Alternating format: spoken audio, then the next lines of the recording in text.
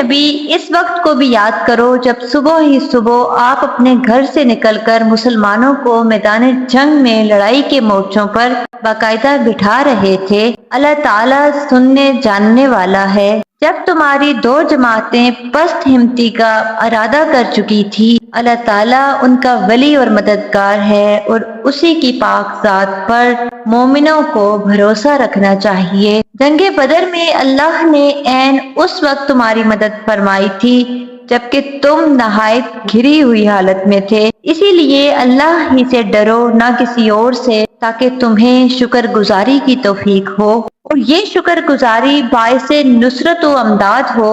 جب آپ مومنوں کو تسلی دے رہے تھے، کیا آسمان سے 3000 فرشتے اتار کر اللہ تعالیٰ کا تمہاری مدد کرنا تمہیں کافی نہ ہوگا؟ کیوں نہیں، بلکہ اگر تم صبر و پرہیزگاری کرو اور یہ لوگ اسی دم تمہارے پاس آ جائیں تو تمہارا رب تمہاری امداد 5000 فرشتوں سے کرے گا جو نشاندار ہوں گے، اور یہ تو محض تمہارے دل کی خوشی و اطمینان قلب کے لیے ہے، ورنہ مدد تو اللہ ہی کی طرف سے ہے جو غالب اور حکمتوں والا ہے۔ اس امداد الہی کا مقصد یہ تھا کہ اللہ کافروں کی ایک جماعت کو کاٹ دے یا انہیں ذلیل کر ڈالے اور سارے کے سارے نامراد ہو کر واپس چلے جائیں۔ اے پیغمبر، آپ کے اختیار میں کچھ نہیں، اللہ تعالیٰ چاہے تو ان کی توبہ قبول کرے یا عذاب دے، کیونکہ وہ ظالم ہیں۔ آسمانوں اور زمین میں جو کچھ ہے سب اللہ ہی کا ہے، وہ جسے چاہے بخشے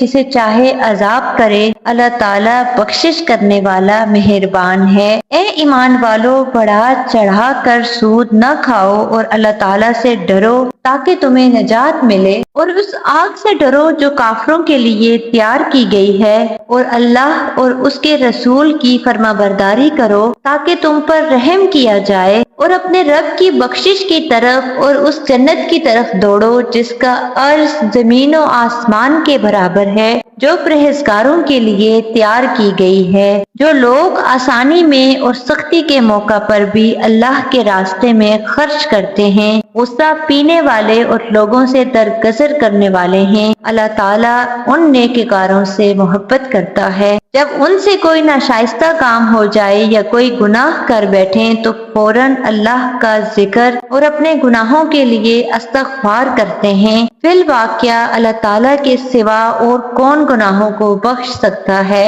اور وہ لوگ باوجود علم کے کسی برے کام پر اڑ نہیں جاتے۔ انہی کا بدلہ ان کے رب کی طرف سے مغفرت ہے اور جنتیں ہیں جن کے نیچے نہریں بہتی ہیں، جن میں وہ ہمیشہ رہیں گے۔ ان نیک کاموں کے کرنے والوں کا ثواب کیا ہی اچھا ہے۔ تم سے پہلے بھی ایسے واقعات گزر چکے ہیں، سو زمین میں چل پھر کر دیکھ لو کہ آسمانی تعلیم کے جھٹلانے والوں کا کیا انجام ہوا۔ عام لوگوں کے لیے تو یہ قرآن بیان ہے اور پرہیزگاروں کے لیے ہدایت و نصیحت ہے۔